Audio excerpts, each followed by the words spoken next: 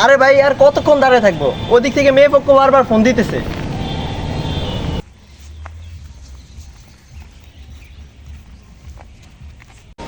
আরে ভাই এত লেট করলেন কে? ওদিক থেকে বারবার মেয়ে পক্ষ ফোন দিতেছে। আঙ্কু সময়ের মূল্য আছে মিয়া।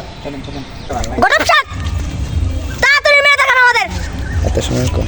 আমাদের হাতে সময় কম, অন্যদের কাছে মেয়ে দেখতে হবে। মেয়ে আর দেখবেন কি, মেয়ে তো পুরো ফুল পরি, আগুনের গোলা, যেমন শিক্ষিত এমন ডগ।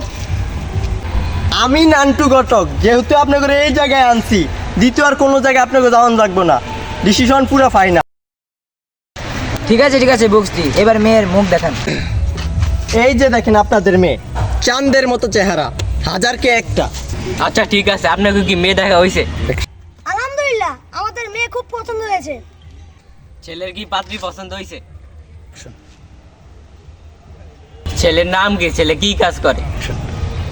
আমার বন্ধুর নাম জাকির, সে 15 বছর ইতালি ছিল, তার টাকা পয়সার কোনো কমতি নেই। সব আম মেরেই কইতেছেন, ছেলে দিয়ে কিছু কয় না। ছেলে কি বোবানি?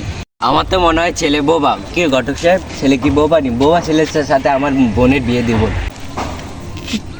কে কইছে আমি বোবা? আমি তো একটু কম কম কম কথা কই, এগুলো কি আমি কি বোবা হয়ে গেছি?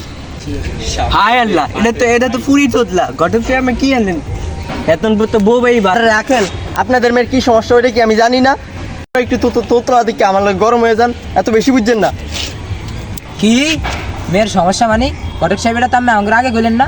গটপ শাক আপনি তো খুব বেদলা মানুষ। এত চেতেন না, আপনাকে উপরে যেই পরিমাণ তোতলা, অন্য কোনো জায়গায় আপনারা মেয়ে পাইবেন না।